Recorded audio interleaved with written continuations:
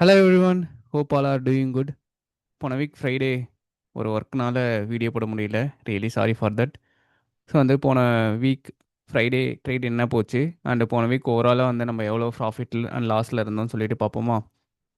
போன week Thursday பார்த்தீங்கன்னா ஒரு விசிடிபி ஸ்ட்ரக்சரில் ஒரு நல்ல ட்ரேடு வந்து ஒரு செட்டப் வந்து போட்டிருந்தோம். ஸோ வந்து அது ஒரு 100 to 150 பாயிண்ட்டுக்கு மேலேயே வந்து நல்லா கேப்சர் ஆச்சு. ஏன்னா வந்து ஃப்ரைடே வந்து மார்க்கெட் கேப் டவுனில் ஓப்பன் ஆனதால். ஸோ வந்து ஹியூஜ் கேப் டவுன் ஓப்பன் ஆனதால் நாங்கள் என்ன பண்ணோம்னா சிஇ சைடுக்கு தான் வந்து மெயின்லி நாங்கள் ட்ரேடுக்கு வந்து வெயிட் பண்ணிட்டு இருந்தோம். ஸோ வந்து 25,450 அந்த சிஇ பார்த்தீங்கன்னா 180 வந்தால் பை பண்ணணும் அப்படின்ற மாதிரி வந்து 10:32க்கு வந்து போஸ்ட் பண்ணியிருந்தோம். ஸோ அந்த டைமில் வந்து பார்த்தீங்கன்னா அது 200 ரேஞ்சில் இருந்துச்சு.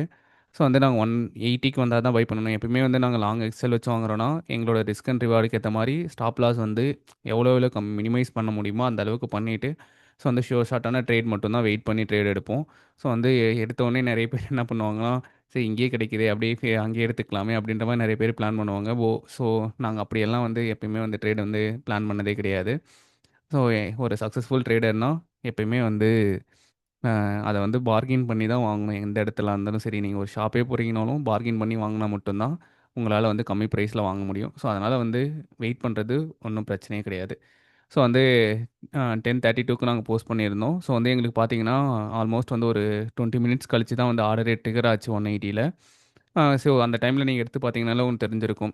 180க்கு கீழே ஒரு 3 பாயிண்ட் ஏதோ சம்திங் வந்துட்டு அப்படி மேலே போயிருக்கும். ஸோ வந்து பார்த்தீங்கன்னா 194 வந்துச்சு. ஸோ வந்து 194 வந்ததுமே வந்து நாங்கள் எக்ஸிட் ஆக சொல்லிட்டோம். ஏன்னா வந்து மார்க்கெட் வந்து ஒரு பாயிண்ட் வந்து நாங்கள் மிஸ் பண்ணிட்டோம். ஓவராலாக வந்து புல்லிஷ் இருந்ததால், சாரி, ஓவராலாக வந்து பியரிஷ் இருந்ததால், ஸோ நாங்கள் அந்த வந்த ப்ராஃபிட் வந்து போதும்னு சொல்லிட்டு லாக் பண்ணிவிட்டு அப்படியே வெயிட் பண்ணிட்டோம். ஸோ அந்த அதில் பார்த்தீங்கன்னா ஆல்மோஸ்ட் வந்து ஒரு 14 பாயிண்ட் கிட்ட கவர் கவர் பண்ணோம்.